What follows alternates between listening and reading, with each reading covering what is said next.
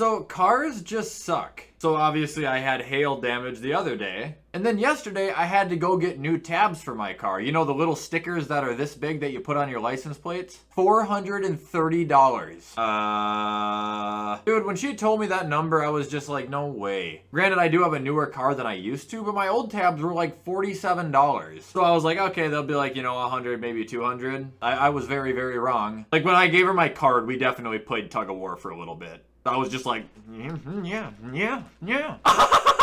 Oh, God. But I'm fine, I'm cool. Just the most expensive stickers I've ever purchased in my entire life.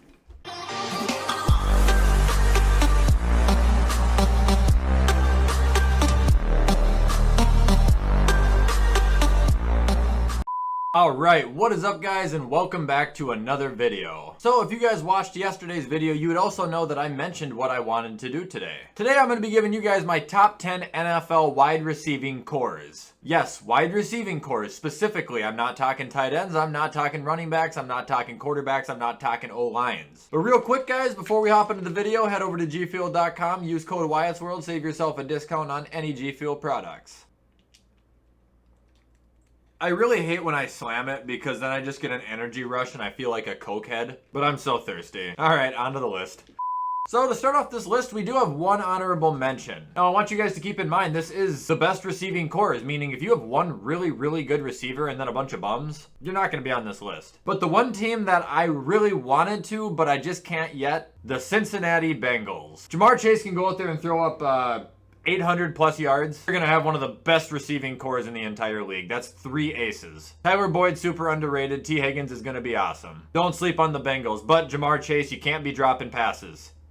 Alright, so to start off this list at number 10, we have the Arizona Cardinals. Dude, people are sleeping really, like not even sleeping. They're dying on the fact that AJ Green is over there. Okay, that could be really 10 years later, really good. Plus you have DeAndre Hopkins, arguably the best receiver in all of football, and Christian Kirk, who isn't bad. He's gonna get you 6-7 touchdowns, 600-700 yards. What's awful about that? Honestly sucks that they don't have Larry anymore. But if you would have went up to anybody a year ago and said, hey, here's the Cardinals depth chart, look at the receivers, and it was AJ Green and DeAndre Hopkins right by each other, people would be going absolutely nuts. AJ has definitely not performed in a very long time at the level that we want to see him at, but that doesn't mean he can't do it. In a new system, a new team, new quarterback perhaps, I don't know, it could be a really great start for him. Cardinals at number 10.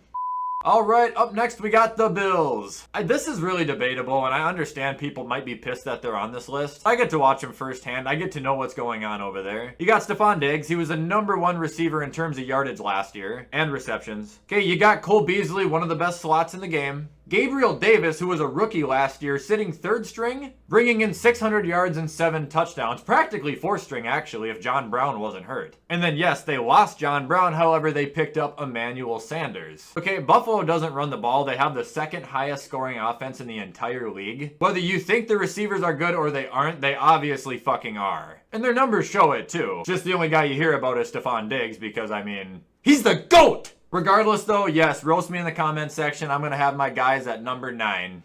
Alright, up next at number 8, we've got the Rams. A lot of people don't seem to see eye to eye with me on this one. These guys are super underrated. And they just added Deshaun Jackson to the chart. Again, old, but he's not going to be super dependent when Cooper Kupp and Robert Woods are always out there. Plus, they have a rookie named Van Jefferson. I don't know if you guys know who that is. I actually think he is going to be really good, too. He's very quick. You got 2,000-yard receivers in Cooper Kupp and Robert Woods. 2 very dependent guys with great hands who are still relatively young. They're quiet. The whole Rams offense is just quiet. It's good, but it's quiet. You don't hear about it. Well, you might now that they don't have Jared Goff anymore. I'm just saying. Don't sleep on them, man. They've got a lot of talent, and the most dangerous receivers in the league are those who are silent but deadly. I'll take the Rams at number 8. Alright, up next at number 7, we've got the Cleveland Browns. Okay, Odell and Jarvis alone speaks for itself. I mean, that is a very good duo. But they also have 2 other receivers who I think are also very, well, they have a lot of potential, at least, to be very good. Donovan Peoples-Jones and Rashard Higgins. Like I said, they haven't really done a ton yet, but I think it's there, and I think that we're going to see something out of them sooner than later. Odell stays healthy and they can get him into that offense without it being an issue, the Browns very well are going to have probably a top 5 receiving core. No excuse for it. You've got one of the most talented receivers to ever grace a field in OBJ, and then a guy who is practically Robert Woods right by his side in Jarvis Landry. I see those guys as a very similar player. I don't know why. But I think that duo alone is just smoke. Take the Browns at number 7. All right, coming up next at number 6, we've got the Carolina Panthers. So underrated, so underrated. DJ Moore, Robbie Anderson, right there, 2 incredibly talented guys. The most underappreciated people in the entire league, and they're on the same team. And even though they're both still doing really good, they're still overlooked. But they also drafted a rookie who I like a lot. His name is Terrence Marshall Jr. And the Panthers like him a lot, and Sam Darnold likes him a lot. So if they're able to define a role for a third receiver alongside DJ Moore and Robbie Anderson, they're going to look a lot like the Dallas Cowboys. Trust me, we'll get to them. As much as I hate them, they have one of the best receiving cores in all of football. And this is also one of those teams where it's like, would I rather have 2 receivers like Robbie Anderson and DJ Moore, or a team that has Allen Lazard and Devontae Adams? If we're just talking receivers there, I am going to take the 2 reliable versus the 1. Depth is so important, and I think Carolina has good depth. Give me them at number 6. All right, up next at number 5, we've got the Vikings. I'm sure you guys knew it was coming eventually. It's not as high as it could have been, honestly. If it was just duos, they probably would have been top 3 for me. But it's not duos, it's cores. And aside from Jefferson and Thielen, who is getting older, by the way, they don't have a lot. You have Olabisi Johnson, who's okay. I think he's actually hurt. Chad Beebe, who hurts the team more than he actually helps it seems like. And thankfully, the Vikings did just pick up D.D. Westbrook, who is good. But that's it. Rookie of the year. Other guy was undrafted and emerged as a top 10 wide receiver for like 3 years in a row. I'm expecting a big year for the Vikings offense. I think Jefferson's going to have a huge year. I think Thielen's still going to have a huge year. Thielen might, however, not have the most yards, but he's going to have a lot of touchdowns. That's just kind of who he is now. Use the fast guy to get you downfield. You use Thielen's hands in the end zone. It's all you need to do. Go Vikings. Give me them at number 5. All right, up next at number 4, we've got the Seattle Seahawks. These guys could be number 1, honestly. DK and Lockett, that's 2 number 1s side by side. It's ridiculous. Now, the thing about Seattle is their receivers outside of those 2, I'm not even sure. I think they have Swain.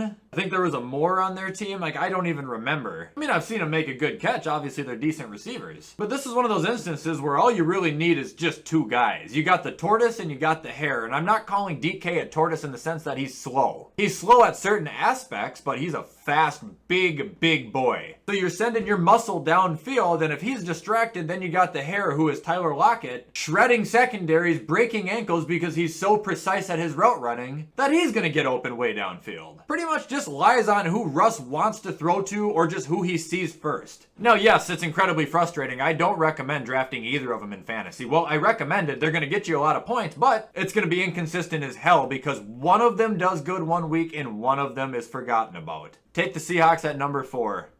All right, number 3, we've got the Cowboys. Okay, so this is my one thing with them. You've got Amari, great. You've got CD, great. You've got Gallup, great. Every other week. That's the one issue I have with the Dallas Cowboys receivers is Michael Gallup. To me, he is Nelson Aguilar. He is excellent, very good. But he has days where he gets out of bed in the morning, he looks at himself in the mirror and he says, we're going to be awful. And then he will go out and just look like shit. But when Amari, CD, and Gallup are all functioning and all clicking on the same level at the same time, that offense can't be stopped. You have 3 phenomenal receivers working at the same time on the same field. That is so much for a secondary to comprehend, and more times than none, they're not going to know what the fuck to do. I hate the Cowboys, but I'll give them credit. I'll take the receivers at number 3. Number 2, we've got the Tennessee Titans. Julio is a complete package. We've gone over that. He is everything you want. And then you've got A.J. Brown. Like I've said, it looks like you took DK Metcalf's top half and connected him with Tyreek Hill's legs. One of the fastest guys I've ever seen for how big and brutal he is. Unfortunately for Tennessee, though, that's it. Josh Reynolds, Chester Rogers, like those guys are probably okay, but don't give me a Mooney story on them telling me that they're some gods. They're not. And it sucks because if Julio does get hurt or AJ does get hurt, they're going to be really crippled. But when you have 2 guys like that side by side, that's an offense we never thought we'd see in a lifetime. Utmost faith in it, and Ryan Tannehill is going to do great things there. Give me the Titans at number 2. And number one, I'm sure you guys have guessed it, the Tampa Bay Buccaneers. It's just not fair. Mike Evans, Chris Godwin, Antonio Brown, Tyler Johnson, Scotty Miller. It doesn't matter, dude. 3 of the guys I just named are top 15 wide receivers, arguably. 3 of them are capable of being number 1 receivers on any given team at any given time. 1 of them is caught for 1,000 yards 7 years in a row. 1 of them was on pace to become the greatest wide receiver to ever do it before he lost his mind. And 1 of them, Chris Godwin, is only 25 years old, and I'm pretty sure just re-signed because he wants to collect another ring when he could have easily gotten paid anywhere else. It is nuts over there, man. And they got Tom Brady. Like, Jesus fuck. Looks like an offense where you just force traded all the good players on your team to it at the same time. I hope Kyle Trask sucks. Give me the Bucks at number 1. Alright guys, and that is going to be all for today's video. I hope you liked this top 10 list. If you guys did, you already know what to do. Comment, like, subscribe, turn the bell on, guys. I try to post every single day. If you guys want to send anything to my P.O. box or follow me on any of my social medias, I also have the links to all of those in the description of this video. Not sure what tomorrow brings. Might hop back on the PlayStation. Otherwise, we'll just do some more of this. Football season is coming, guys. Next week, I'm going to be doing my week 1 predictions because, well, it's going to be week 1. Hope you guys are excited as I am. Have a great rest of your week, and as always, I will see you in the next video.